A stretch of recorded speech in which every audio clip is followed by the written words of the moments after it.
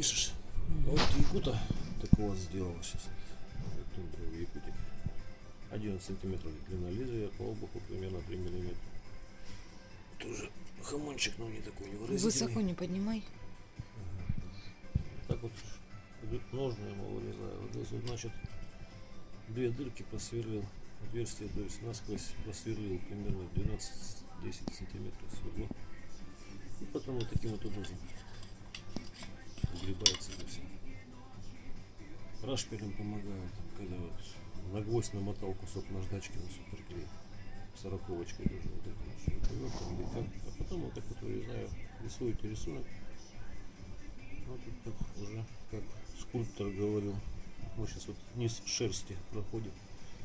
То есть вот этим вот движением. Кончиком. Кончик здесь мягкий. Я его не обламывал, еще не успел.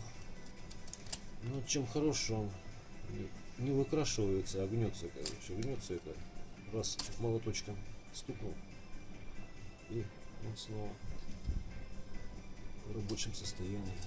Более кончик только такая, как ковырялка идет.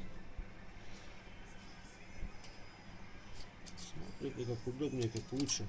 То есть берете кусок дерева, как один скульптор говорил, отсекаете все лишнее ножичком. Ну, удобно вот, вот я попробовал таким вот косячком. Тут прямо режет вот так вот. А этот как бы вот форма заточки, что линза идет, она вот можно такие вот движения, что отсюда они меньше выкрашиваются все. Вот таким вот ножом. Этим же ножом к нему же нужно делаем вот так вот садиться. Будет готово, запишу, покажу. Ага, вот зайца. Ир, засними зайца, пожалуйста. Пойдемте, вот такая штучка получилась. С этого. Тут корешка просто. Чопик вставлен. Вот такой вот вышел. Тут на капе рисунок такой.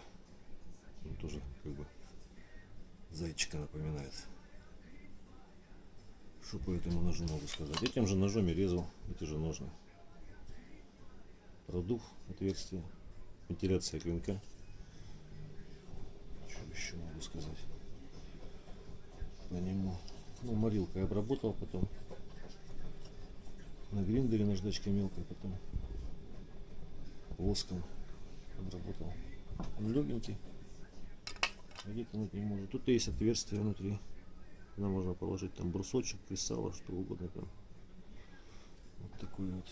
Ну, все, всего доброго, до свидания. Подписывайтесь на канал, пишите, как это оно стоит. Ну, можно и, кстати, на ремне вот так же носить, но тут шнурочек пробить надо, и как бы одной рукой вынимается. Может, еще кожу сюда вставлю. Посмотрим. Всего доброго, до новых встреч. До свидания.